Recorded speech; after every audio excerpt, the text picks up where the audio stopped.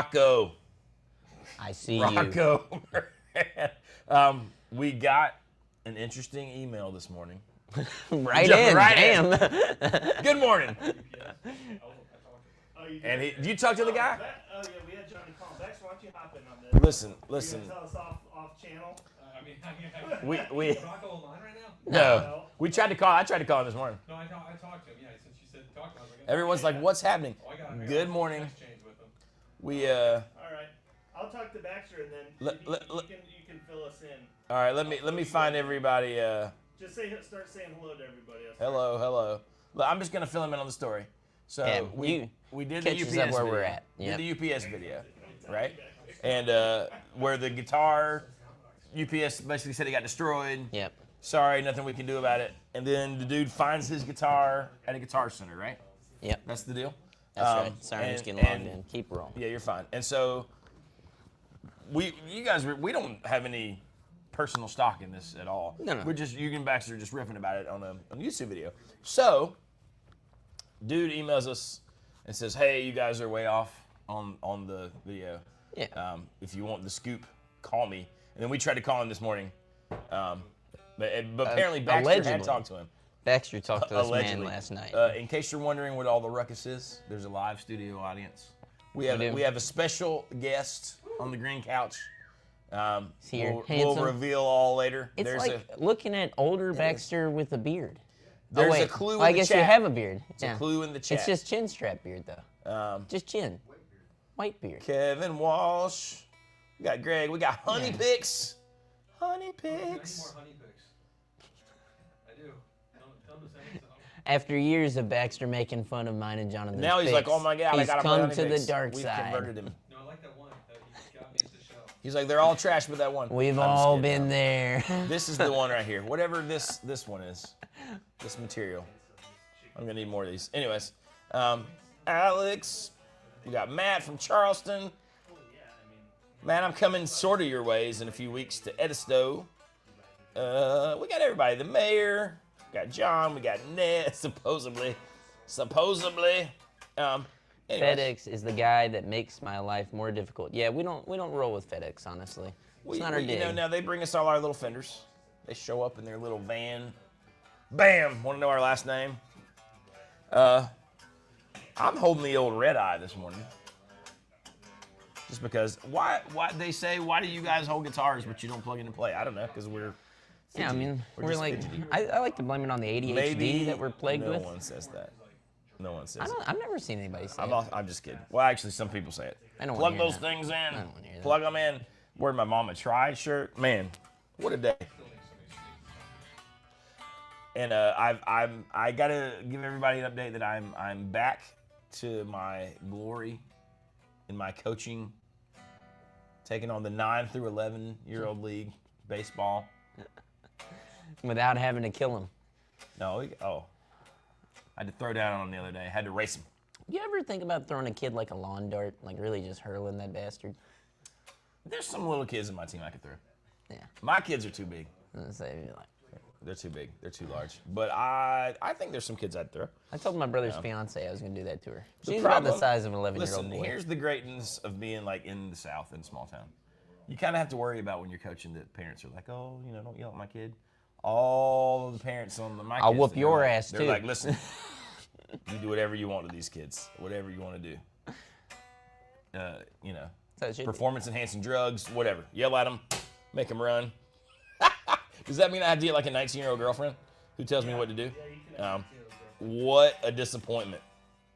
But anyways, I like to think that is. But anyway, so do we have an update on our Yeah, so what we UPS got? situation? So he was telling Baxter, apparently lots of stuff gets jammed up at the UPS conveyor belts, and it was probably, so when something gets messed up, and there's no way to identify who it belongs to, it gets auctioned off. Somebody probably bought the auction and then took it to Guitar Center. That does What? not make that better at all. That does not make me... So Derek said that the guy was telling that the UPS conveyor belts get jammed up, and if there's no way to figure out who an item belongs to, which has got a label on it, so Should be able to find out. Put a label. Yeah. There's a label on it. Read the damn It's label. really destroyed. Then, if it's really, well, obviously it sounds like the guitar was not destroyed. Then it gets auctioned off. So when you're sending your hard-earned money to ship things that you paid for through UPS, and they fuck up through all their fault, then they're gonna auction your stuff, and then someone's gonna send it to Guitar But Center. the odd thing was they claimed that it was burned up and destroyed. Yeah. Well, And we're confident that it was burned up and destroyed. So it's not off base at all. You just gave us a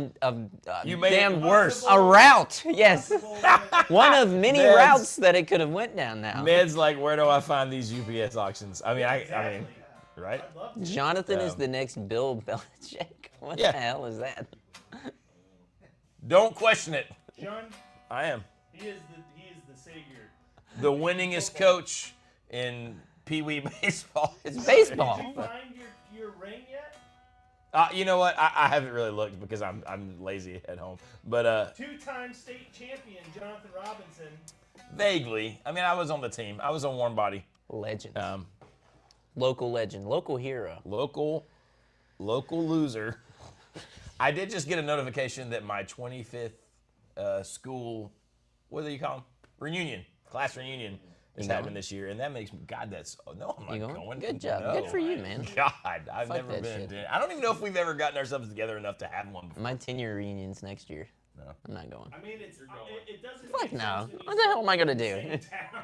Walk in there and see all his I assholes? mean, like, I left the town for reasons, you know. But anyways, we'll see.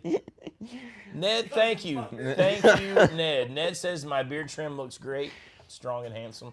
Here's what I want to know. Let's talk about this. God bless you, Derek Ned. just kind of rang this bell for me. Incest and rock and roll, dude. Whoa, whoa. What is going on? What in the Jerry Lee Lewis? Well, I mean, that's how it started. I just want to know, how's it going? Birthplace of rock and roll is inside your cousin. That's right, dude. Elvis? Are we saying that's what happened? That's why it all sucks now? Because we started to stop allowing those things. Once we got civilized, I don't know. The Rock died. You decide. What do you guys think? Was rock and roll better when, Jerry Lee and Elvis were burning up that family tree? I'm gonna say no. I'm going to say yes. I'm gonna say. I mean, Jimmy Page will give a Absolutely. pass, I guess, but Jimmy Page will give a pass. Mm. Zeppelin. Anything Clapton wanted to do was fine. Clapton didn't have any cousins. They made him in a test tube. That's why his face looks like that. Clapton had a lot of challenges as a young man, Sean.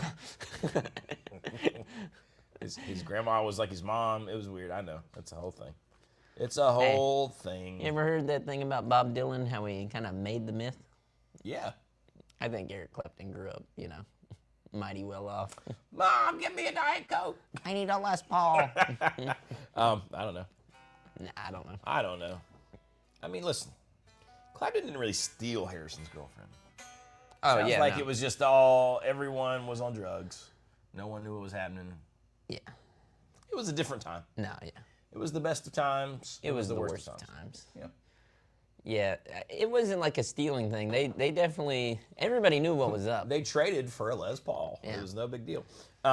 Simpler days when you could just trade your old lady. Now, people think that side of the story is rough. What I think is worse is later on, like Clapton regretted trading the Les Paul.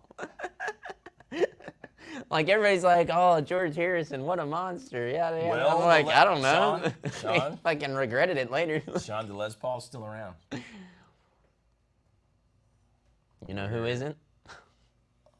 Old Green Apples herself. Apple Scruffs, Old whatever they Patty call her. Boyd. We're getting canceled for sure today.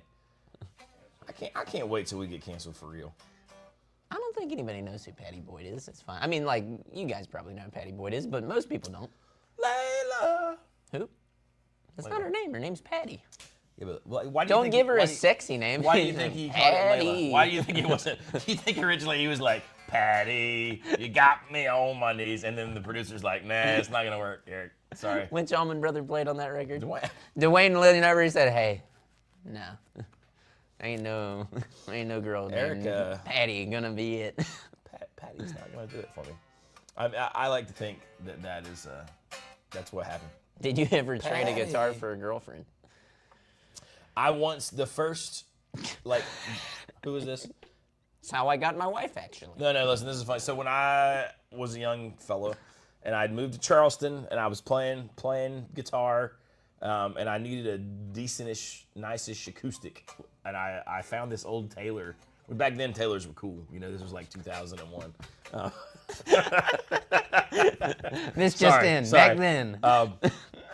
Taylors are great. But these were like, that was back when like Taylors were like rare things. Do you know what I mean? You just didn't see them all the time, or I didn't see them all the time.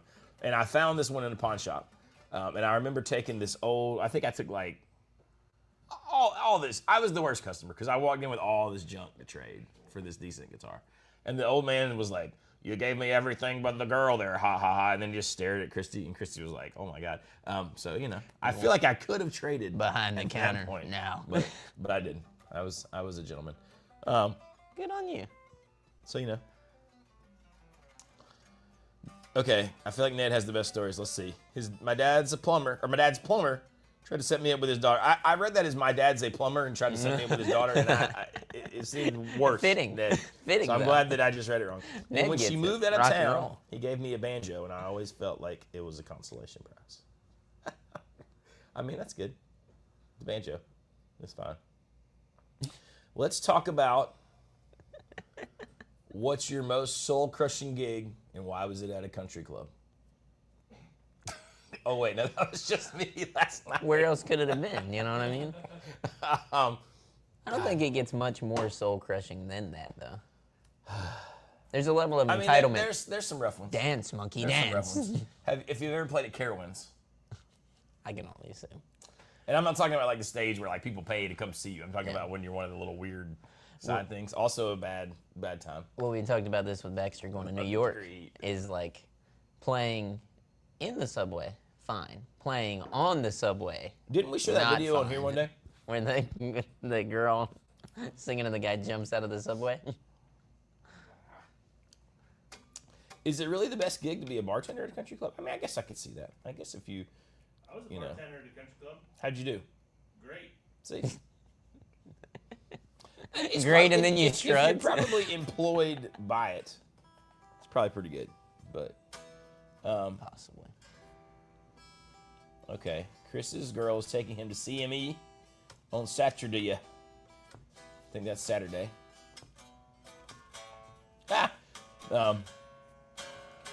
Basil says, I once worked a job in high school in a deli, and the manager wanted me to wash the floors, not with a mop, but with a sponge on hands and knees. Oh, yeah. No, that's not cool. That is not cool at all. How do we feel about playing in casinos? Who's played in a casino? I've always sort of enjoyed most of the casino things that I've played, but I feel like it could go poorly. I've heard horror stories, but I've always had pretty good times. I haven't had my day in the sun Casinos. yet. I don't know. One day you will. One day you'll be like above the buffet at a casino. I hope it's like Bruno Mars, you know, but way worse. But way, way worse. You owe $500 Way million. worse. Steven, we're glad you're off. Everybody's doing good. Everybody's doing good. Citizens of Melee works at a casino. Where is this casino? What state is it in? Mary McCheese says, oh, see, now that's cool. A secret lounge in the casino where the bands play. That's kind of cool. That's pretty cool. Especially if they have like secret doors, like behind the bookshelf. That would be nice. Like the vault in the Gibson garage. What's the total value of the guitars that you're currently playing combined? What do you do? About 35 grand. Is that all? Yep. Is that it? $35,000. I thought we had something. It's just a car. Yeah, We're holding no. a car. Um, I mean, individually we're holding cars, but then together we're holding a nicer car. That's Yeah. a $20,000 car. it's sad though that like a $20,000 car is not that nice anymore. Oh, yeah, no. Like when I was a kid, if you got a $20,000 car, you had a pretty nice car. Now you got a. You get An maybe okay maybe car. a Honda, like a new Honda, brand new one. Maybe. Nah. Maybe? I thought it was like 20K. No. Like for the base model? Maybe like the No? base model like Civic with nothing. Like you got to roll the windows down yourself. And This know is everything. why I only live out of used shit, all right? Yeah, no. People are No, like, you guys are loaded. I I'm mean, like no. a truck that's 10 years old or 15 years old is still 20K sometimes. You don't know the truth? I've never even went and looked at a new car. I'm like, that's fucking impossible. I've only bought one new car my whole life. It was the worst decision ever. 29.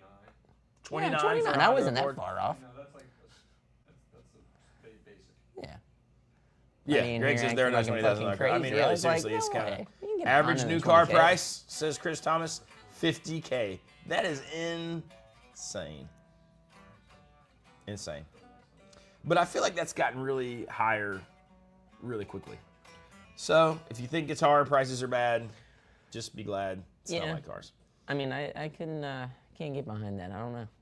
Mary McChee says you can get a 50s pickup, which looks cool as shit, with a new engine for like 10K. Yep. I mean, I only drive 90s cars. I'm in that first decade of the 2000s still, solidly right in the middle of it. So Yeah, you do. all of our vehicles one day. You're riding high. Hey, what are you gonna do? What's really nice is whenever people around here, there's two options. You know, like, it's usually like some kind of golfer guy or some dude that's like, you know, never had to worry about shit ever. They walk up and they're either like, that's the coolest car ever. They walk up and say, that thing's a piece of shit. I'm like, Now listen. thanks, dude. Bringing it full circle. Here's a great question. Steven says, new car, that sounds like new guitar money. If it drives, it works out for me, nothing fancy needed. Do you think that there is like the ratio, like guitar players tend to do things like have shitty old cars to buy more gear? Do you think that's there's enough people that play guitar that are into it enough? Because I absolutely would rather have new guitars than any sort of fancy. Like, I just want my car to run. Yeah. I mean, You know, like I don't ever, if my truck would just run until I died, I would be so happy. yeah. You know, like I don't ever want to buy like a fancier, I just don't. But I think so. especially if I got to trade that out for not buying like amps and guitars. Yeah, I mean, I assume it also goes into frequency, you know? Like, how many new guitars are you getting? Or are you like us where you hold on to them? Like, we buy a guitar Well, I and think it's if you're, like yours. you know, it's probably that thing where like, do you want to buy a bunch of, you know, it's levels, right? Yeah. Like a Harley Benton a week, or you know, like some $500, $600, $700 guitar every few months. Yeah. Or you saving up for a couple years and buying like, maybe not this, but like, you know, a custom shop or maybe like a, Some you know, really Murphy nice. Lab is even maybe, you know, it's probably on par with almost like a Masterbuilt. If it's relic at all, is aged. I mean, I feel like that's in the vein. I'd be there. I feel like I probably am there. I mean, but you can do also, I mean, you know, you can always like tide yourself over with like pedals and dumb things. Yeah. Then you get into use amps. slides, liquid slides. Liquid slides. That's my next one. That's the next one I'm gonna. They have gonna liquid order. ones? What is it? It's like it looks like liquid yours, in right? the With slide? a little top on it, Yeah. and it's glass or whatever material they used, and then inside there's like double walled, and there's liquid in between it. I can't imagine. Uncle Larry says it was good. He's like, man, this was a great slide. So, and we mean- saw the kid that had a new signature one of them at NAMM at the Mule booth. And maybe we he did gave see one that. to Dylan Adams. Yeah, Yeah, well, maybe we we did see absolutely that. did. Yeah. I can't think of his name, but we absolutely did see that. Wow. Liquid slides. I can't remember if it's liquid slides or liqua slides. Liquid slides. Liqua slides, something like that. That sounds I'm sure you'll erotic. find 'em. It's a little dangerous. Liquid slides. Liqua slides. I don't know. All the slides. All the slides are good. Oil field glass makes a lot of sense for a slide. You know, Brian Carpenter. it might be. I don't know. Brian Carpenter said, it's shocking how many people have car payments that are more than their mortgage payments. People definitely love having luxury cars. Well, I mean, I can remember thinking that a car payment, if it was over like $200, was absurd. Yeah. And I mean, now you just cannot. I mean, it's $400 is like a pretty cheap car payment, which is insane. And then yeah, mortgage payments are like, whew, whew, it's way up there. That is crazy. Money. It's way up there. But anyways, Sounds like a lubricant. Same logic as oil-filled drum heads. I mean, I'm assuming the liquid never contacts anything. It's like those little Tervis tumbler things. It's like the liquid's on the inside. Can't touch anything. But I don't know why. I mean, I'm sure it probably does something to like the resonance of it all. But Jamie B says liquid slide sounds like something Diddy's being accused of. Filled with baby oil. It's Why true. not? It's the trial of the century. The trial of the century. I did see that I don't know why that reminded me of this, but Brad Paisley getting an interview with old Rick Beato. He had the know Keith what that Urban means. interview already, which was I got a feeling. meh. I mean, it could be more interesting with Brad Paisley. Brad Paisley's at least funny. Brad Paisley is funny, you know, and I felt like Keith Urban maybe is a little too. You haven't little had serious. to hear him answer his questions. You know, It's gonna be fun. those Beato questions. Do I hear the massage chair going over there? Oh yeah. It's Someone's in the grinding in massage deep. chair. I thought someone was in there. I don't know. He's getting those Did we, cankles squished. did we give away who our secret guest was? I think so, didn't we? I don't know. Does anybody know who it is? What do you guys think? Any guesses? They're in the chat right now. They're in the chat right now. They're among us. It's crazy. He could even pop over and put his head into the screen if he wanted to. If he wanted to. Everyone's gonna be like, who is it? I don't know. He's coming in. He's coming in hot. Come on. Now you guys got to guess which Can I see this? name moniker this is. Can I see this? Just don't drop it because it's Jason Prince's and he'll hunt you down and kill you like a dog in the street. He's a But yeah, other than murderer. that, yes. Come on through. You gotta go behind Sean and Jonathan. There you go. Nobody can see you. Yeah, You're no good. one can see you. You get in there, man. No one Don't can listen see to you. Derek. I've been shopping for guitars. You don't mind me. Is That it is Mayor pretty- McCheese? It is not Mayor McCheese. It is Jared James Nichols. That's It is Jared JJ. Daniels. He looks a lot different without his normal makeup. Greg McFadden said Tommy Lee Jones. Tommy Lee Jones. Ned said it's me. It's not Ned. That would be great.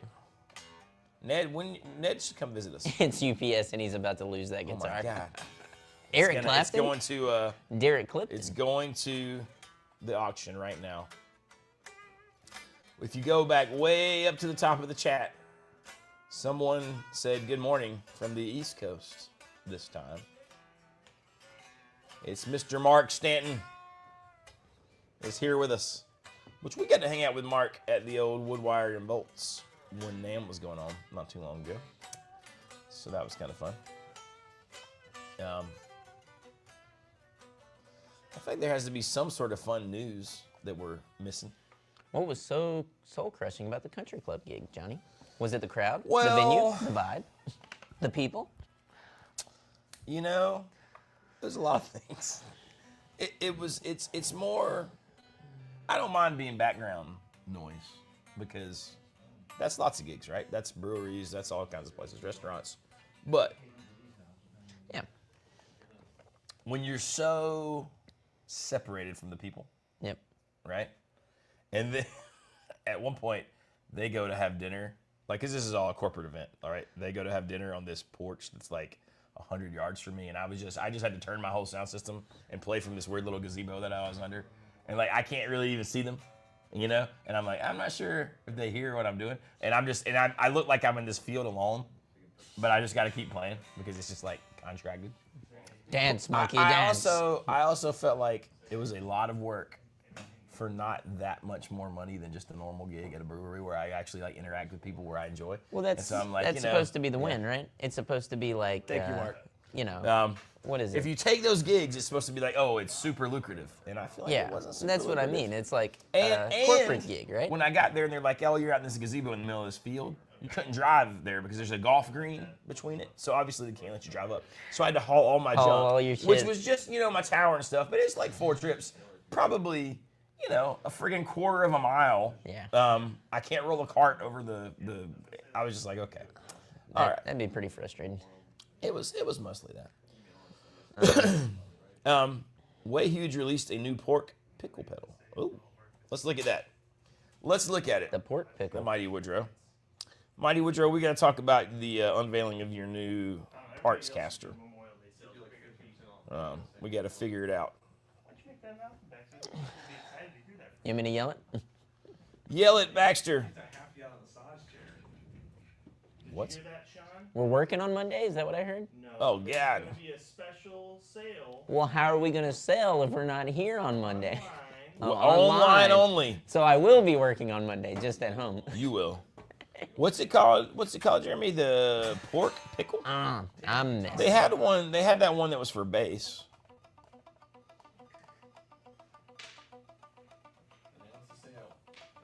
What is it? 15 off? What are we doing? 15 off all USA made tailors. 15% off all USA made tailors. Whoa. This weekend, baby. Give us Oh, a yeah. call. The base overdrive infos. That's kind of cool. Starting Friday, Friday. Woo. Monday. It's starting Friday. When we It's start? all weekend. Friday, Monday, Forever. Sunday. Call us. Call us Indefinitely. now. Just call us. Just call us. Jonathan's phone number is 843. I wouldn't do that to you. All right, Sean. We got Nick Shearer here again, asking the hard questions. Does Sean take a head of broccoli with him to the barber to hold up? Actually, Nick, here's what I do. Like a fucking man, I cut my own hair. No. Bitch. Jesus. Yeah, no. Honestly, here's what I you know what? challenge. Hey, where's the? He says, what happened with the Not a Dumble? Weren't you going to bring one in? We were going to do a video and put it together, but we Yes. could bring it in today. We have it over there. Here, you want me to grab it? I mean, I'll do we grab do it. it? I'll put Well- up the. We're not going to put it together Yeah. right now because we got more ambitious than we thought we were, but we can look at it. I'll put away the fun toys. Is Surrender there? See in the chat? I don't think so. I haven't seen him yet. I haven't seen his thumbs up. Me neither. Not only did we get the Not a Dumble from Surrender, we got this thing. The Steel Panther. I hate to even say it. The PPPM. Should I say it? Hold it up to your Oh. webcam. There you go. Oh. Just say it? Baxter said just say it? Okay, well, if you got kids on the live stream, get ready. Yeah, cover your kids' ears. Christy, hopefully you're not watching Yeah. today. If you got kids, mute the TV, and I'll give you a thumbs up when you can unmute it. 3, 2, 1. The Platinum Pocket Pussy Melter. All right, you're good now. Hold on, unthumbs it up. Unthumbs it up. Hang on. I was going to say Baxter did talk about prison pussy, the first podcast that we ever did. Prison Pussy Melter. There you go. Okay, now you're good. Shield your virgin ears. But anyways, so we'll try that out at some point. Here's the old Not the Dumbo. Wow,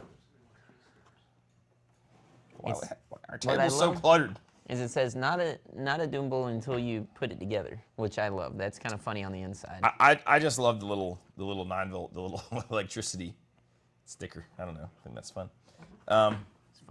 Divided by Time Studios says, what do you think about Whitfield guitars? Everyone I've played, I've enjoyed a ton. I've never And they held seem to one. be really well built. I talked to them at NAMM. Gosh, it's been forever ago now. It was a summer NAMM. It was when me and Derek jammed with them a bit. Got a nice little booklet here. Got all sorts of thingies. Stickers. It's not a Dumble till you build it. Oh, It's pretty cool. let's read what it says. Everybody probably knows this. The clean channel input attenuates treble and input gain. Blah blah blah blah. Fully right has no cut. Blah blah blah. And then you get the overdrive channel.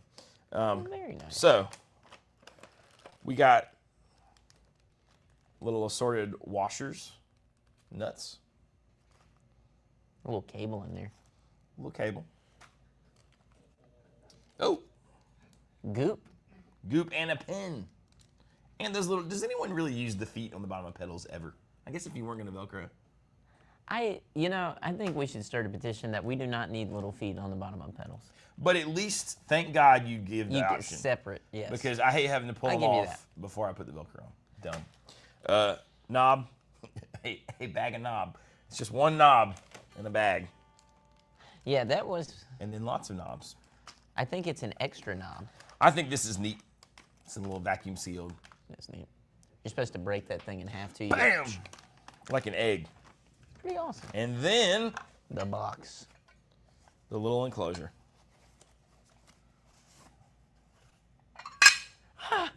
Sorry, Surrender. And it's gone. Surrender's exploiting our free labor. He said shit. But apparently you can put the whole thing together in like 5 minutes, right? Like it's like a. I think not a thing. just for fun. I'm gonna open this up. Oh so my we can see God. it. Look, I did it.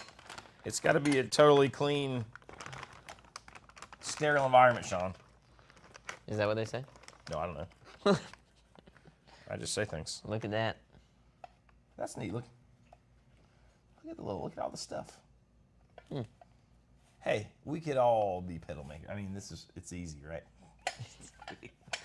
That's I'm what starting the a people pedal love to company. hear. I'm starting a It's pedal company easy. tomorrow. Let's see, it says stuff on here.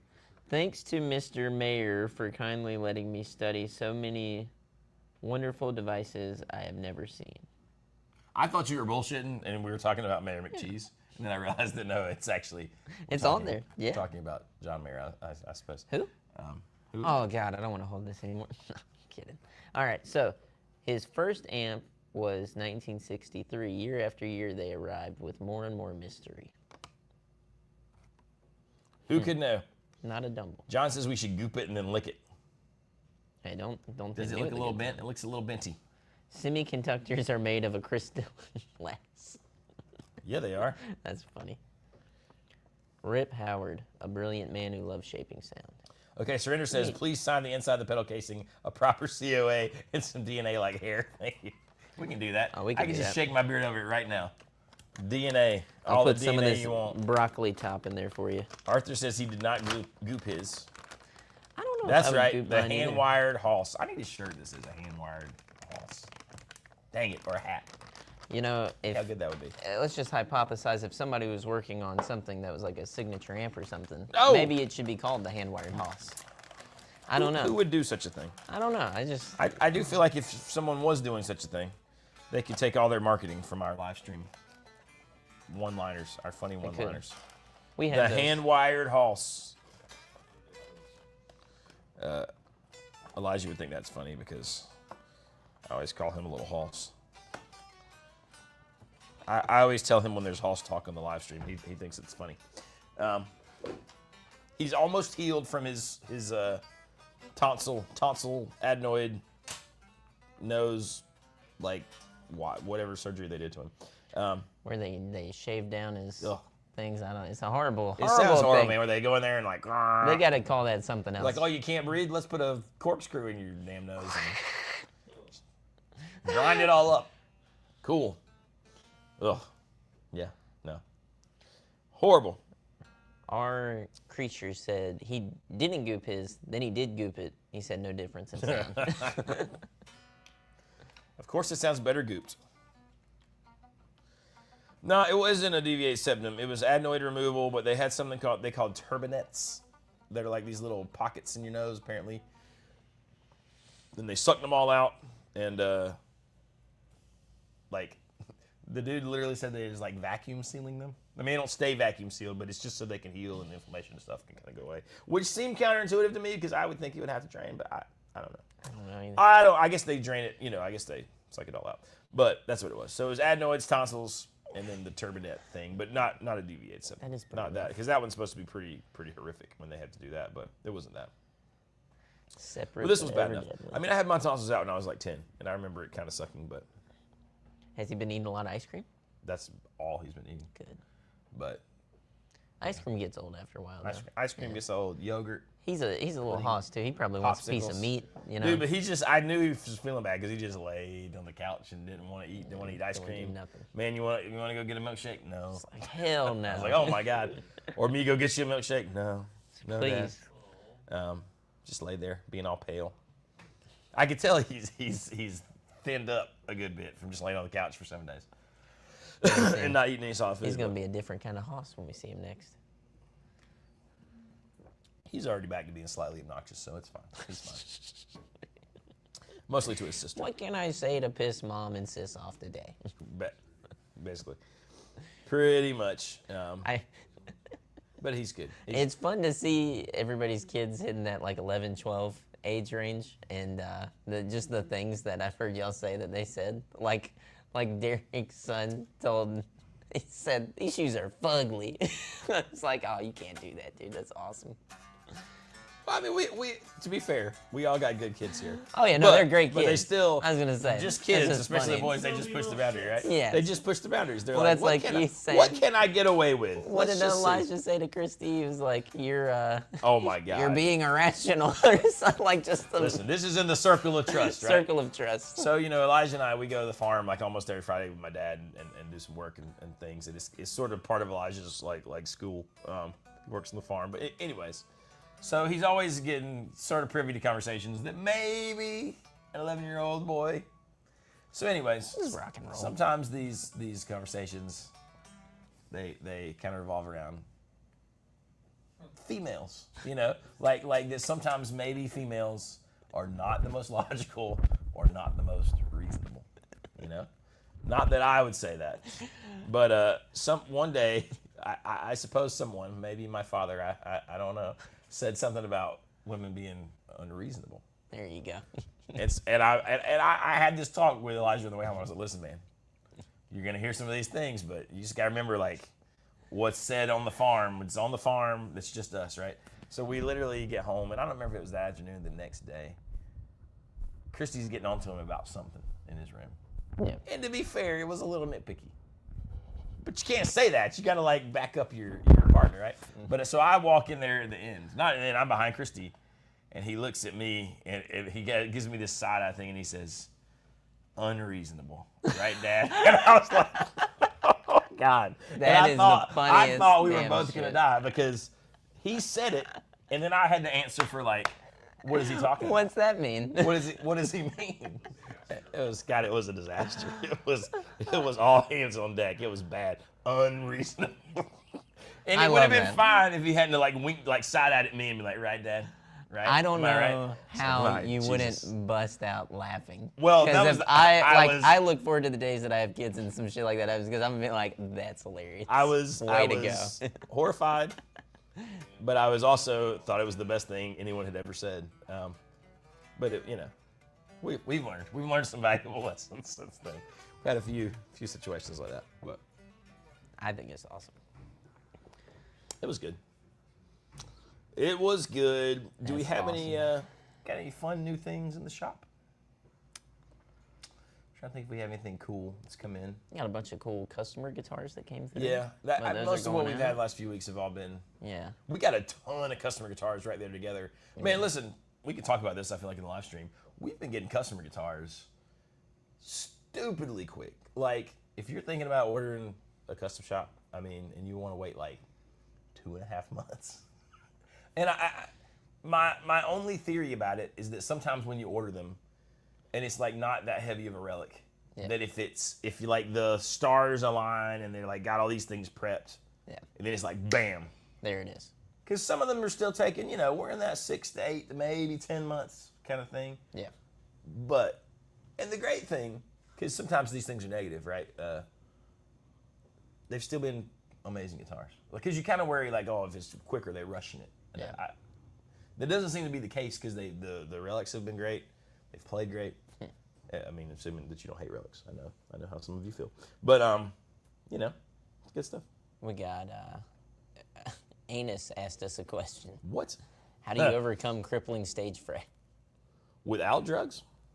without drugs? I think you just do it. You just go out there and be crippled a few times and freak out. And then you realize, oh, well, it's not that big a deal. And then I think just going out there and feeling that way is a little bit addictive in itself. How were you? You were the youngest of us, so you've probably been in that spot like more recently.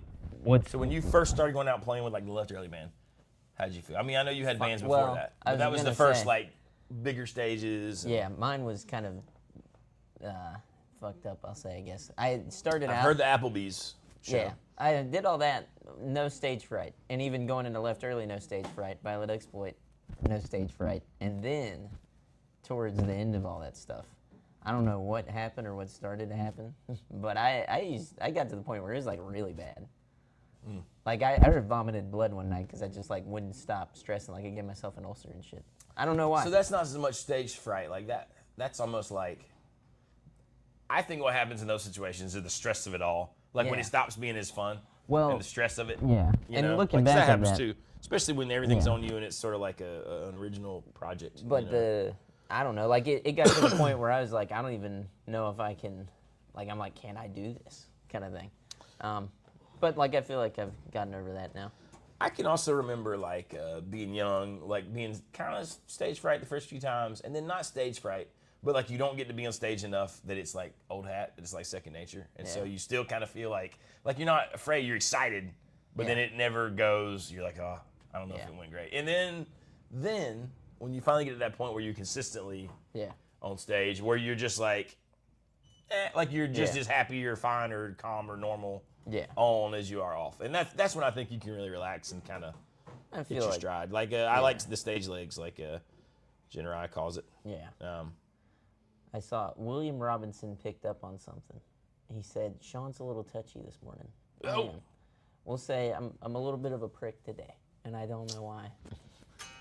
some days It's it just in happens. my DNA somehow. It just happens sometimes. It just happens. Ned says I'm playing a solo gig at a concert series I have downtown, and they asked me to send them a promo picture. Can you guys help me pick one? Oh, we can help you pick one. In fact, Derek could AI you one if you really wanted to be amazing. Just like he's AI thumbnails of me, and they're fantastic. They're pretty beautiful. True to life. True to life. It's pretty glorious. Or maybe better. Maybe better than real life. Here we go. Nathan said the first gig I played, lights come up, and I forgot how to play for about the first 12 bars. Good thing I was playing bass. The first, I'm gonna call it a gig, not really a gig, but sort of a gig, was in front of 400 people in my little hometown. I only owned an electric guitar, and these old guys bought me a 12-string, which I had never even seen one before, to play, and that was pretty rough.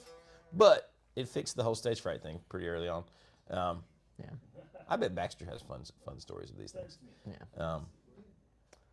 But anyways, Like I said, I was never like stage fright driven until like I got like bad anxiety with it. I don't know. So it's not like many that's sort of good different. stories. I feel like that's a Yeah. different thing. That's a different thing. Like, right? it's like was the stress. anxiety over like going out and performing, or was it just? It was usually everything around it, Yeah. and then the lead up to it, and then, you know, like getting up on stage and singing for the first time when we did that charity thing. That was like anxiety driven, but I knew I was like, well, I have to do it. There's no, You got to do it. can't not do it. I mean, I know that Anus, whoever that was, is like without drugs. I feel like it is easy to get into the habit of just like, oh, 3 drinks before I go on stage. You got heavy into that. That's a bad. yeah. I told you guys the story where I like fell off the stage holding the borrowed custom shop Gibson, and that's when I was like, you know what? Maybe this is a bad idea. So luckily, I learned my lesson. And by learned his lesson, he learned how to drink more. I started and let it practicing every affect day. him I didn't wait to less. just the weekend gigs. Practice makes Every perfect. day. Practice makes perfect. Listen, The doing, 4 drinks don't even touch me that's now. right. 4 shots before stage. What am I doing? I'm hanging I'm a out. professional, not musician. But yeah, no, that's right. So that we don't get to, but yeah, it's kind of bad. Tom says train like you fight. That is it. true. That's the one. So yeah, there you go. Nice. Todd Royce says, I think being a drummer helped me a lot. I was behind my kid in my element. Yeah, that's probably true. Being out front is different. It is a bit different. I think it's different, even just being the side man playing guitar. You know, there's a lot of freedom in that, where you can just kind of do whatever you want to do and be fun, and you're not having to try to sing or interact, all that kind of stuff. So, That's you know, funny. what are you going to do? Mary McChee says he developed a vocal cord dysfunction in high school and need alcohol to numb my vocal cords to sing now. Man, that's kind of rough. I don't know if you guys remember that when we listened to that long, the dude from Counting Crows podcast, and he was saying those early days he had to keep a like ginger root on stage. He'd sing a song or two, cut a little bit, Oh, yeah, have to eat eat the it. ginger just to get his vocal cords like working, because he was having some mental health stuff that he was trying to deal with. Wide So, open. you know, Reminds me of myself. Hell yeah. Or you could just get naked, go on stage, Yeah. do the thing. Or you can do like Joel Stevens says, Xanax. Whatever. Whatever you gotta do. Whatever you gotta do. What else we got, boys? What's some more fun? I feel like it's been slow in the news. We talked about the guy who was stealing everybody's songs and selling them on his Patreon page. I feel like that's old news now. There's nothing crazy going on. Nothing on the gear page today, Derek. None of our no scandals. No real new stuff coming out. I don't really know. Does anybody? What does Chris say? Can on here just to do a thumbs down and click. Okay, cool. What's up, Tony? Man, we got Tony. We got coffee fun from Tony. Yeah, Tony, that's a slick Thanks, car. Tony. We appreciate you. Derek, have you seen Jack Stowe's car he bought back? You bought the Mustang back? Yeah. So, he sold it to that dude, I think to buy his Yeah. Hummingbird. He said that guy ran to a tight spot, needed it back. So he bought it back. And he sent it to me. Said, hey, if you want the coolest car in North Carolina, you can buy that thing. I was like, man, you need to send this to Derek. Yeah, did he give you a price? Oh, no. Tell No, Jack we didn't get send that me a far. message. Is Jack knows I'm poor and a Jack musician. in the- So, is Jack in the I haven't seen Jack this morning. But it is a sweet car. Did you see it? I'm going to send you the picture so you can put it up. Because it is a sweet car. I want it. I told Gosha I need another car. I mean, and this one, no work to do on this one. This one's like, it's friggin' ready to roll. I'm ready. There you go. Ready to roll. Oh, my God. Yeah, I'm sending it to you right now, Derek. Johnny, don't get me excited. Why not? You deserve to be excited, Derek. You deserve it. He was looking at some fastbacks yesterday, dude. Oh. Yeah, I know. I know. mean, I'm sending it to you in This the. is gonna be a little too exciting. I'm for her. gonna gonna send be it to you in honest. the casino chat. I've seen the car. I know what it looks Yeah, look Yeah, at that, John. this Put is that thing like- up. Put it up there. Put it on the screen. Put it on the screen. Derek's gonna have to get one of these. like. I don't even want to share it with anybody else. It's pretty impressive. Listen, dude. I feel like Jack would hold it for us. Don't worry. Don't worry. Just show it. Just show it. Show it. I'll send it to you, Baxter.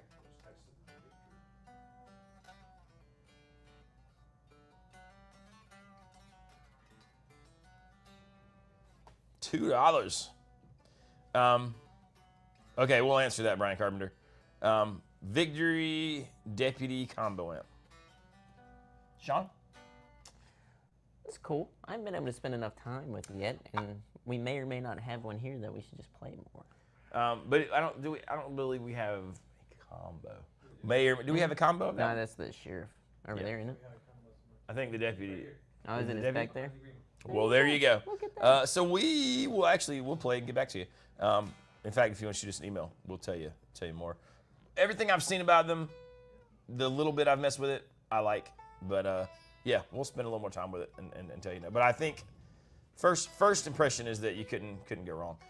Nathan says, do you guys ever get in a slump or feel uninspired to practice or play? Been in a rut a few months. What do you do to break it? Yeah, absolutely. Yeah. Are you playing in a band or anything? You play like even a cover thing? I think sometimes that helps. Yeah. I think sometimes it's the cause too, though.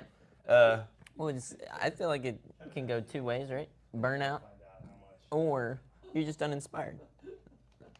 I think one of the things that's always helped me is just to learn songs.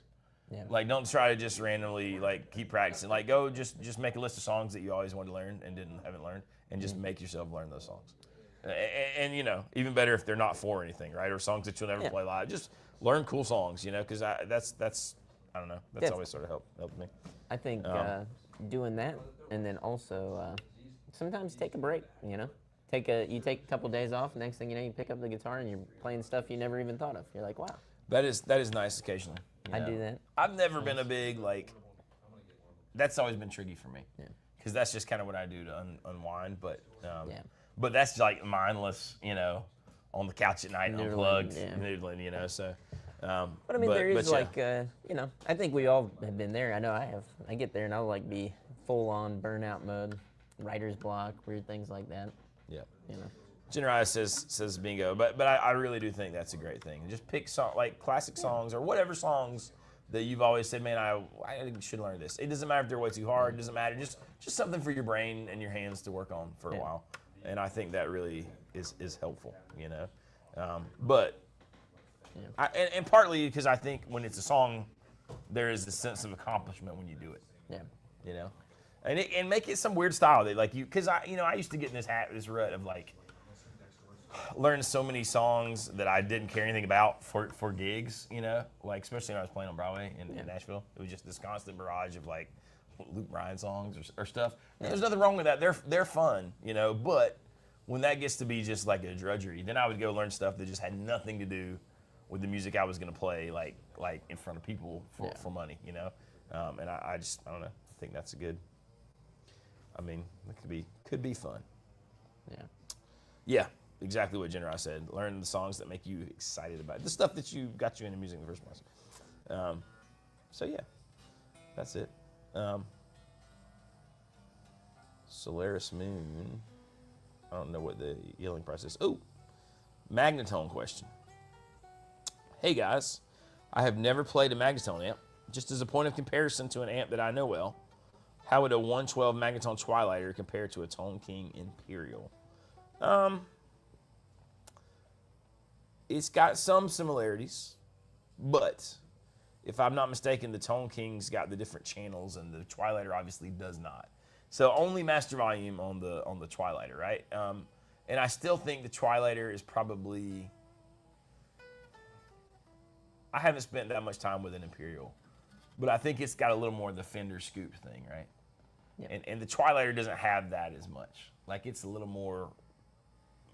Not like a Marshall, but it's more mids, you know what I mean? In that sort of like weird, like tweed brown face kind of almost world. Yeah. Like it's a woodier amp in some ways. Do you know what I mean? I haven't spent enough time with Tone King to have an opinion. Like we never really get them in. We got the Gremlin, that's about it. You definitely got more options like in the amp itself as far as like gain staging with the Imperial.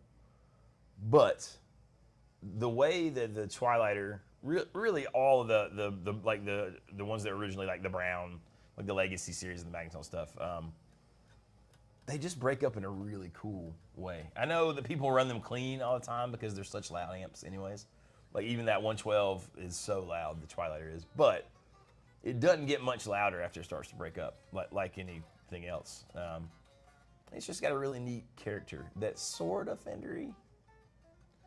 But I don't know. There's a little bit difference to there's more mid-range, I think, and the bass is a lot different. The low end of it. But yeah, I don't know. If you like the Imperial, I imagine you would like the Twilighter. So Twilighter is a super, super good amp. I have been intrigued by the old panoramic stereo lately, since I don't know if you guys have been seeing the clips of Sturgill playing the black panoramic stereos. Man, it sounds good. The tone of it sounds great. Through that old 335 he's got with the friggin' pick guard off. God. So yeah, I mean, I think we were all sort of, I won't say we wrote off the panoramic stereo, but I think we were like, oh, the Varsity and Twilighters, and you know, we've sold quite a few stereo Twilighters, which man, talk about a loud, probably overkill for most folks amp. But well, I was just thinking with the panoramic stereo, it's basically like a Vibrolux setup, 210s, which is cool. And I really, really, really like the 10-inch speakers. Yeah. I kind of want to play it again and see. I know. Now, I mean, part of for me, right? Like I enjoyed the panoramic stereo, but I was like, man, I don't know if I want to deal with the stereo thing live, like having to have mic it twice or run two line outs or. Yeah. I don't know, but that was kind of dumb. It's not that big of a deal. But it very much sounds good in the Sturgill Simpson rig. And some of that is just the players, right? I don't know. But yeah, if you get a chance to try one out, man, try one out because, yeah, obviously, I think they're fantastic. Have you guys tried a Guild Kim Thale SG yet? No. I don't think we have we? You played one? Nah, I've seen them. Derek's our guild man. Derek, have you played one of those? I have not. Guild sent us some love not too long ago. They sent us that acoustic that we did the video about, and then the what's it called? The surf. What's it called? The Surfcaster. If those are any indication of the stuff they're making right now, I would say the Chemthale SG would be really cool. A USA. That's right. That's right. It's going to be even. So it should be even better. I'm really hoping, maybe, fingers crossed, if anybody interacts with the guild folks, tell them to send Casino some of those USA acoustics. I'd like to try one of those, because the $700 acoustic is really impressive, or the $600 acoustic they sent us, that DS40 is pretty darn good. It's the S100. That's what they call that guitar, that model. That's right. That's right. And I remember thinking those were cool. I think a Guild Bluesbird would be super fun. Like those, me and Derek looked at the custom shop one that the Fender custom shop was making. When was that, in the 90s? Yeah. That might be the Les Paul killer. I don't know if killer, but maybe on par, Les Paul killer. The Les Paul killer. I think we need to get old Uncle Mark. Should send us some fun things to demo. That'd be nice. Going into our Gibson phase, which is coming soon, we hope. I need to pick a time and go out there and take my guitar to Uncle Mark so I can fix it up. Uncle Mark. Yeah, you're the old broke up headstock. The SG. A little part of me has been broken too. Bean Lambs, what's up, man? What about Cole Clark acoustics, says Peter Moore. I've played some Cole Clark acoustics. Derek, did you ever play those? Did you ever get into them? Yeah, they're pretty good. I always thought they sounded amazing plugged in. And usually when you say that about an acoustic guitar, it means that they're not a very good acoustic guitar. It sounds great plugged in, but I don't mean that with those. I just mean like they figured something out before everyone else did about just having a really natural, like, plugged in sound. And then they're great not plugged in as well. But yeah, I always thought those were neat. I've never owned one, and I've never got to spend that much time with them. But I know a few guys in Nashville who swore by them, and that was their deal. And one guy was even a producer who had very, very successful, and he loved Cole Clark's. So I don't know, but that's the deal. Here's a Sean question. Are expensive instrument and speaker cables worth the cost? Sorta. I don't know. I mean, yeah. Like, ask Jim Lil. Yeah. It depends. Are you running like 50 to 100 foot in cable? Like, yeah, nice cable goes a long way there. If you're doing like 25 foot, I think it still matters. But whenever you're talking like 10 foot. Do you think it's a bigger deal live, recording in studio than live? Or does it not? In the recording, in the studio sense, I always like to use those runway audio cables that we carried, stuff like that. That has, just like whatever they call it, the impedance, and then also the shielding around the cable and stuff kind of clears a lot of things up. But I mean, I feel like I can tell a difference in the way, like I have quite a few of those runaway audio cables. That's what I use live all the time, just for guitar, right? But they'll make anything. They'll make speaker cables. They'll make mic cables. That's a great company if you haven't checked them out, Runway Audio. But anyways, I feel like it's not like everything sounds like crazy better, but I feel like it's just the fact of I don't have to worry about anything. I feel like I don't have any random pops and sounds, and you know what I mean? Like, I don't know. I think it's worth it just in that respect. And they actually have the lifetime guarantee that you can actually use. It's not like Monster or Mogami where it's like impossible to get somebody and return them now. Austin over at Runway is super good about it. You just swap them, and so a company like that probably. There's a part of me that really wants one of those rattlesnake cables is making the loom thing. Yeah. You know what I mean? If you're doing the 4-cable cool. method and then I'm like, well, if I change my pedal board, it'll be the wrong length and all this kind of junk. Like But Yeah. I think I'm probably just gonna make one out of my runway cables. I think I'm just Yeah. gonna get some kind of shrink wrap stuff And you can put it and just around make a loom. You know, Yeah. that wouldn't be that hard to do. there. No, you can get like a piece of pipe even, cut it and zip. Yeah, there's. I mean, there's all sorts of ways Yeah. you can do that. To just one cable from your pedal board to your amp, but Yeah. have the return, the send, and the thing come in. And I mean, some people have more complicated stuff than that, so I can kind of see where the loom thing might be cool in that scenario. But for me, not that big a deal. But yeah, the runway, you know, I'm sure the rattlesnake cables are probably pretty awesome. I've not tried those, but we kind of found the runway early on, and that's the one. The field button says I got a looming task with my cables as well. Mighty Woodrow says they're easy to make. Yeah, I figured it can't be that tricky, right? Yeah. The mayor's making his own cables out of Mogami stuff. I mean, that really is like the ultimate, you know, Yeah. if you want to save money and have good cables, as long as you can solder. Yeah. I feel like that's like, you know, making your own ammo. Like guys who do that stuff. Peter Moore said, but you need to use monster solder for monster sound. Whew. Do you remember when Monster Cables had the one cable for acoustic guitar and the one cable for bass and the electric guitar? Do you remember that? Do you remember, No, Derek? I know no. you remember that. Mark, you ever see those where they were like marketed? I've got a Tater cable that's, you know, XLR on the one end. Well, that's kind of cool. So it's like taking the place of the direct box, basically. But for a while, you could get Monster cables, and there was the Monster Acoustic and the Monster Rock, which were like electric guitars, and there was a bass cable, and they were big old fat cables. And the marketing worked because I was like, man, I gotta have one of those. But I don't think I ever did, and they were expensive at the time. But anyways, Yeah. well, I feel like there's some video out there where the dude undoes coat hangers and uses that as the cable, and he's like, it's the same sound. And he's trying to debunk in the way that Jim Little's trying to debunk like Tone Woods. He's trying to debunk like the cables matter. He's like electrons flowing. I don't know. I don't know either. Brian I Hudson don't says I know. still have my Monster bass cables in my bass rig. So here's the question, Brian. Do you feel like it changes it? Does it make a difference? Like, I don't know. I don't know how to answer that. That's right, the wood panel on the acoustic cable. I mean, it was. To be fair, it was good marketing because you really were like, man, gotta have that. Brian Hudson says lifetime warranty too, but they're slightly larger ends, so they stretch the jacks over time and know their cap. Yeah, I can understand that. I feel like that was the thing with Monster cables in general. Maybe that's why they're called Monster cables.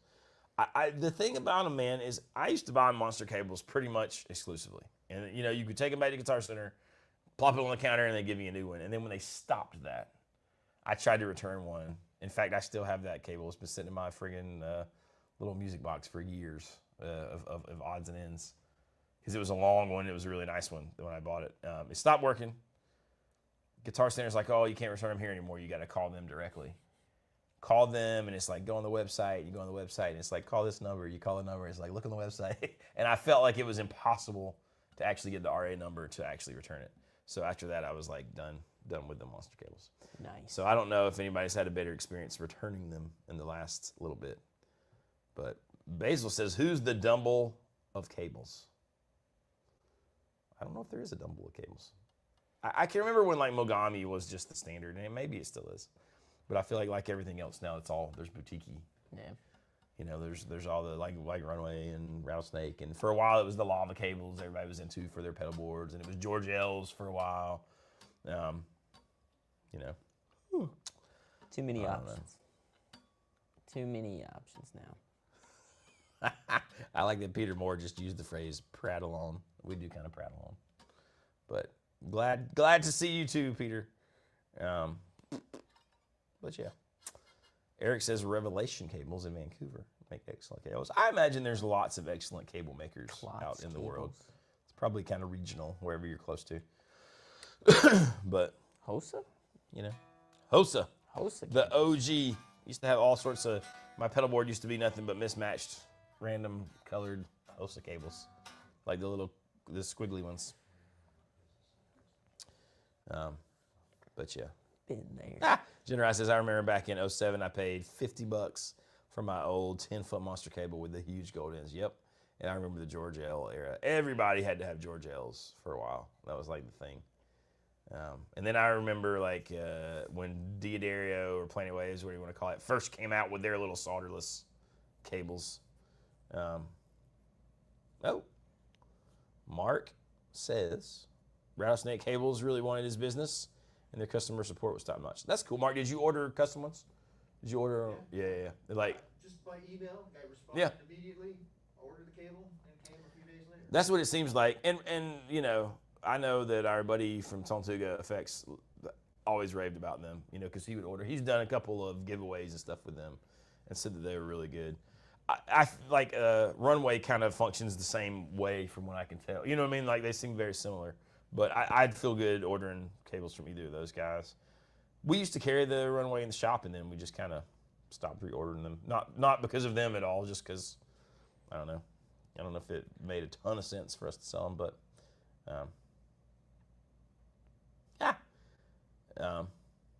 but yeah. Hell yeah. Mayor McCheese says that the Rattlesnake has a great product, but they don't have a good wholesale program for retailers. So I wonder if that's just, Mayor, is that just the margin is not that good? Because, you know, I wonder for them, I wonder if it makes more sense for them to sell them direct, and so they just push into that. You know, I wonder if that's the thing. Sean says, I'm looking svelte. Sean might be drunk. He might be, he just has his He saw that Mama Tried shirt on. He knew you were coming for him. You know, his decision making is all out of whack. Either way, though, Sean McKenzie, thank you so much. I appreciate that. I did have the old beard trimmed up. Oh yeah. Got my hair slicked back. I did get my hair cut. My hair is so long right now, which is not horrible, Gummies. but He's not drunk. He's high. that's even better. Sean, where's your gummies? You're supposed to provide us with these things. That's your I one get job. my gummies from Mark. Damn. The party stick. Where's the party stick?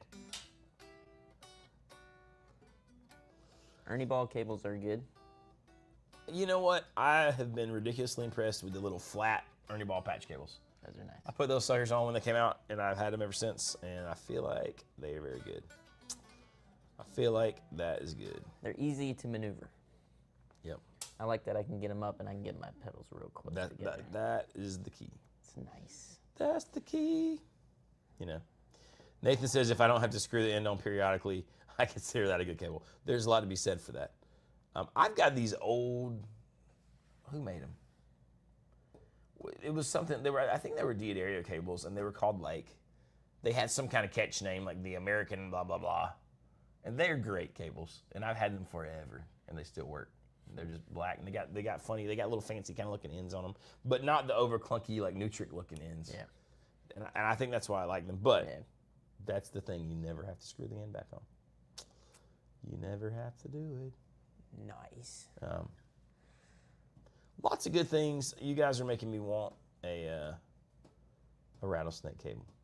I think when we talked about before, like buying stuff, like frequency, buying yourself little things like a new cool cable, Picks. which is kind of dumb to get excited about, but you do get excited about it, right? Slides for me are like great little things. Picks, like you said. But I don't know. Man, check this out. Here's your stage Friday advice, fellas. This is from Brian Hudson's dad. He said, if there was someone better, they would be up there. Bam. Now, that's pretty good advice. It is. Unless you paid to play. I'm mostly kidding. But no, that's it. I think you can get into this whole idea of somebody being better, or like what you do is not good enough. But like, I don't know. I just stopped thinking about it like that years ago. You just have to do the thing that you do, right? Better or not better or whatever. People can be amazing and better, and even like better than you, however you want to qualify that. And people can still love the thing that you do. You just got to do the thing that you do. Yeah. But if you chase the thing that everybody else does, who are better at you at that thing, it's always the path Yeah. to downfall. You just gotta lean into what you do and do that well. You look at it. So. Look at Bob Dylan. Not the greatest singer, not the greatest guitar player. He's a great songwriter, but he's not the greatest. But he's got a songwriter. thing, and people love it, right? That's right. And there's so many bands like that I love their thing, and I know, then you just gotta love it. Pearl Jam. We talked about those guys on their Rick Beato interview. You get the sense that they were just dudes in their garage, playing in bands, doing their thing. Didn't have to be like, it was just the thing that they did happen to be. Enough people liked it. Hell yeah. So, somebody, Maynard Cheese says casino cables has a nice ring to it. I think if we did it, we'd have to make them, which I'm sure you would help us with this. Because I feel like a lot of people used to buy those like Roadhog, those god-awful cables, and rebrand them, sell them as like shop cables. So I was like, oh. All right, Kevin O'Reilly's got a great question, and we love Kevin, so we have to answer all his questions. Do you guys have a guitar pedal you find yourself reaching for in the studio versus your favorite live choice? Sean? I got all kinds of stuff. I like using the Space Echo in the studio for things versus live. It can be a little aggravating. I do, I don't know. There's that. It's like a bunch of weird drives and stuff that I'll use. That you don't Filter necessarily. pedals. Yeah. Usually with live stuff, I'm going for like the old trusty, the old faithful. You know what I mean? Yeah. And like I'm kind of going for utility. But there's a ton of stuff I have, like some of the Petty John stuff that I have. I really like studio, where I like if I'm at home and I'm only plugging in, like I'm not plugging in my board, I'll use that one Petty drive because it sounds so good. Yeah.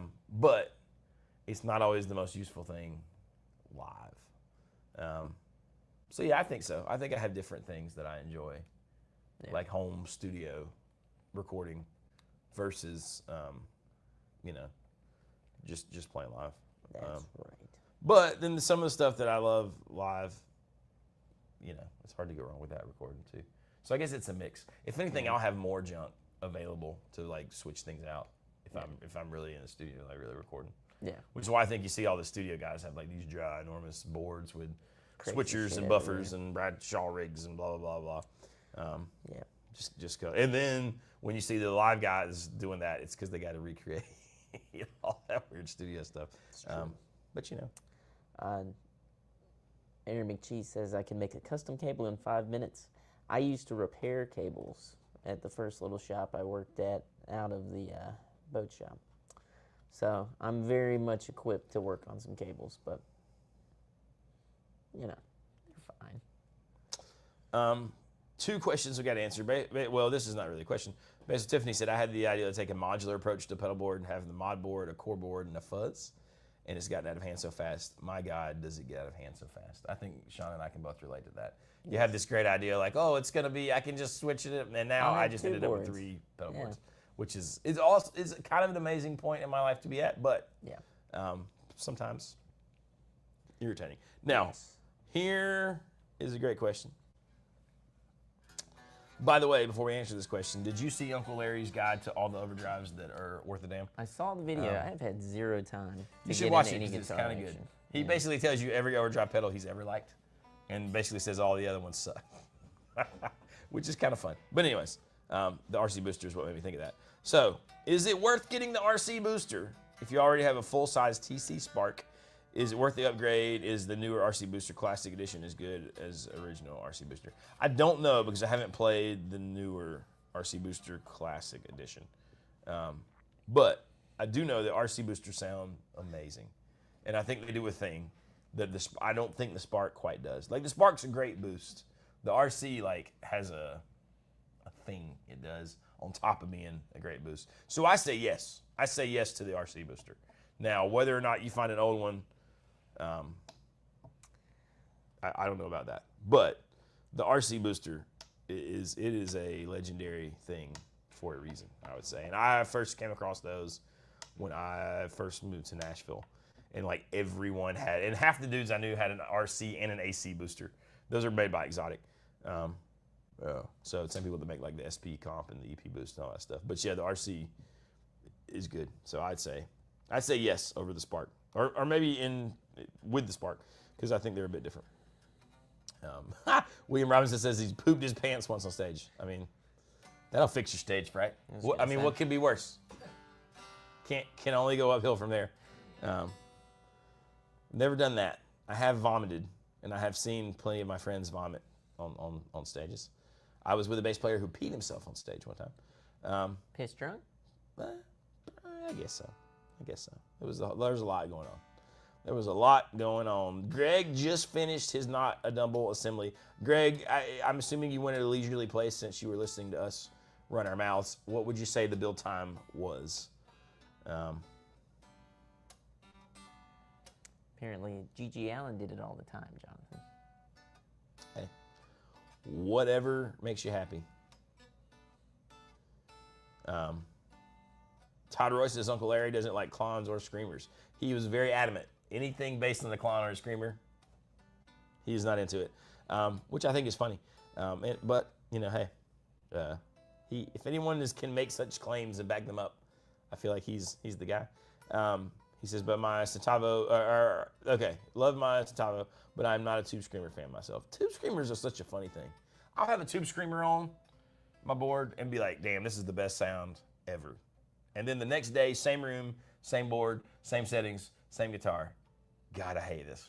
You ever have anything like that? Yeah. So like, and then I do find that when I put those Tube Screamer things live, I tend to not love them as much as like when I'm just sitting there getting sounds wherever I'm, practicing or doodling or whatever. So maybe I don't like Tube Screamers, but I keep trying. It's never for me. When we gotta use Gritador, like the brown pedals come through here. So I brought in some pedals and traded for it or whatever. And like it does sound great. But then live I just find myself, I'll step on it once and be like, eh. And then I'll avoid it the rest of the night. So I don't know. Maybe, I don't know. But who knows? Yeah. I swore them off for a while and now everything comes back around, right? Yeah. I want to try an ODR one. I'd do that. Yeah. No balls. I'm not The played no one, balls. played one. I mean, Mess around with it, but I didn't like play 'em. the ODR one side of the protein, but I feel like it's probably not exactly the same. But now Uncle Larry said in his video, you got to get the old one or the silver one. You can't he said none of the new ones are the deal. It's like he's like, you got to get the old one or that silver enclosure they made after that. But not the newest ones. And I remember that weird blind shootout they did. The only one he kind of liked was that mini one. Yeah. You remember? So. There you go. Do people still love the EP booster? Man, I don't know, but for a while, everyone loved it. And I loved it so much that at one point I ran 2 on my board, which is the dumbest thing ever. Because I had one before my drives just to give them more oomph, more gain. And then I had one after for if I wanted to be louder. But I kind of wish I still had one. I should get an EP boost because they are great little pedals. But I think what happens with those things is they get so trendy and people get fired up and then they just kind of become leveled out. I don't think they become less good, obviously. Yeah. It's just that people don't get as excited about them because they're not new. There's some new thing comes along. Yeah. So if you've not tried the EP boost, because it's a boost, obviously, but it's got a thing that it does too. It's got this kind of dark thing, and there's little internal trim settings on it. I think everything comes back around. It's like Boss pedals, but that's a good one, Boss pedals went down and came back up, Yeah. Oh. Adam says, blow one, get up there on an open mic, 3 days up, forget how to strum anything but the 1-4-5, get laughed at, leave stage, sit in it, woodshed and repeat. I mean, and he says those efforts laugh and can't play anyways. There is something, I know I've been in that situation, where like I said yes to gigs that I should not have. I say should not have, but like that I wasn't quite there yet, or like taking gigs like solo gigs like that I wasn't quite ready for like early on. But those were good. Those are all good experiences, I mean, like in the long run. John says he loves the EP boost, always on. I found that as well. I got to the point where I would leave it on most of the time. So. Thanks, Chris, for the lunch money. Whoa, man, we got all sorts of lunch / coffee / money. That's right. We Fail always appreciate it, boys. We can get extra cinnamon twists today. Oh, that's what I'm talking about. Just kidding, Mayor. Just kidding. I've been doing very well with my lack of sugar and lack of, the fast food. Sometimes you do what you got to do. But for the most part, feeling good. Feeling good. Solaris Moon says Fender has a free tuner on their website I'm only using for entertainment. The B string is a tiny bit off while they're recording. That actually is really funny. We might have to look at that. We should do that. That's the kind of thing I feel like if we do a video like that, Fender's never made us take a video down. They'd be like, come on, guys. But we do occasionally get a call where they're like, hey Baxter, what did you mean? And like that kind of thing. So I think that would be funny. But I think they would be good sports about that. They would find that funny as well. But they'd also probably fix it. Is there a good volume boost pedal that can be put in front of the amp rather than the effects loop?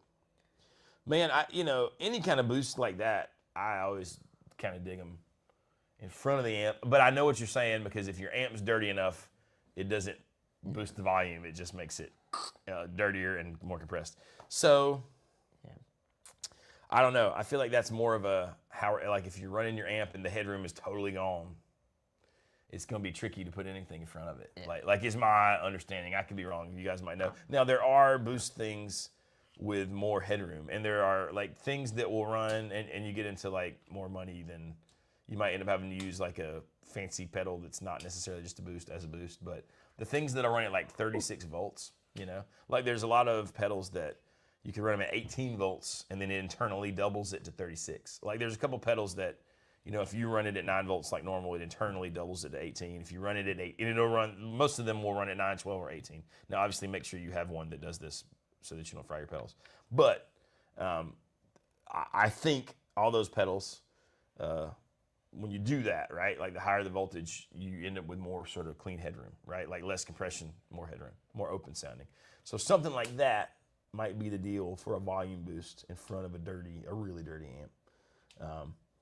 Otherwise, and you tell me, like my understanding too is if you run that boost in the effects loop, you got to be careful, right? Because it boosts it a lot, like really, really fast. So it always kind of freaks me out running a boost in my effects loop. But yeah, I don't know. I don't know. What would maybe be neat that I've never tried with a dirty amp? You remember when Ernie Ball had that MVP pedal? Mm-hmm. And it's a volume pedal, but when you went all the way down, it was a boost as well? Yeah. That might be a good way to do it. Like set your amp crazy loud, have like your normal, like sort of where you want to be, and then get all the way down to that boost. And that last little couple percent would also be a gain boost as well. Like that might be a cool way to do it. I don't know. I don't know. The mayor is proud of us, which means a lot. Now, Greg is still trying to make me buy the Imperial Song-King pedal. Don't worry. I'm hooked, Greg. At some point, I will buy one. I got to buy one, but I hadn't done it yet. You got to buy the new Petty Drive, too. God, I do want that. There's no way in the world that I can spend $700 on that right now, but it looks amazing. But I love my old Petty Drive. I got the version 2 that I've had forever. Jonathan, I found the ODR one on the Protein has less bassy and a little more gain than the original. Okay, that makes sense. So I probably like that better because that one's pretty bassy and dark. But that's a great sound, and I like it gained up a bit. Mary McCheese says the Klon is a good clean boost option. It is, I think. Where's the best spot to put a looper in your amp chain? Well, that just depends on you. But I just like it at the end of everything going into the front of the amp. But that's only really if your amp is relatively clean. Like if you're changing channels and gain stuff on your amp, it might be better off. You can't put it in the effects loop. What is also interesting too, take the looper, put it at the beginning, and then you can add layered effects to that. If you're into stuff like getting crazy. I like doing that stuff when I'm writing. That's fun. But that's just me. I always think, do you remember that band Minus the Bear? Yeah. Correct me if I'm wrong. Or maybe you don't know. I don't know him that well. That dude would take the old DL4s. Yeah. And was running multiple ones and using the looper function in them and like looping things on top. Like I think it would be neat to have a looper at the beginning and a looper at the end. Oh yeah. and like loops, that would get trippy No, definitely. really fast. Yeah. I mean, it would be really fun. But I mean, yeah, fill buttons, right? Traditionally, you would just put the looper at the end. I mean, you could do all sorts of things. You could put the looper before, like a reverb if you wanted, and then you'd have reverb on everything that you could turn off. But yeah, I mean, mine's just always at the very end. So, where'd you get that T-shirt? Sean, where'd you get your T-shirt? Yeah. The trash, They the said, Goodwill. "Whoa, look at that." I think I ordered this off Amazon. In fact, well, I say I ordered. I'm pretty sure my wife ordered me this T-shirt off of the old Amazon, but I wouldn't swear to it.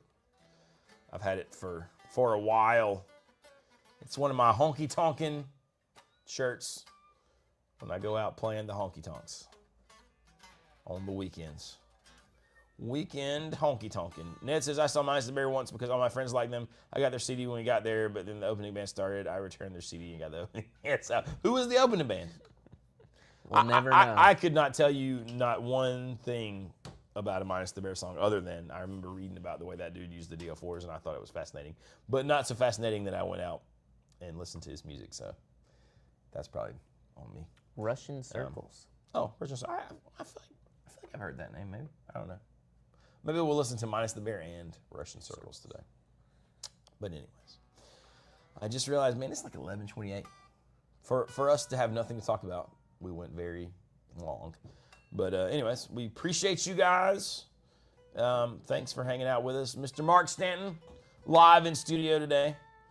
You too could come and visit us and sit on the green couch on a Wednesday morning if you wanted to. Come check us out. Yeah. Hit like, hit subscribe, or like that one guy said, he just popped in to hit the down thumbs, Hit the down thumbs. which and I click thought out. was dumb. Alex Holden will be here in 10 days. Alex Holden will be here in That's 10 true. days That's with true. Colombian coffee. No! Or sorry, Costa Rican coffee. Adam Not says Colombian no. coffee. Adam's not gonna like or subscribe. I would. Breaks my heart. Don't hit the bell either. It's fine. It's fine. What Goodbye. do we do it for? Why do you do it, baby Billy? Well, because. I'm selfless.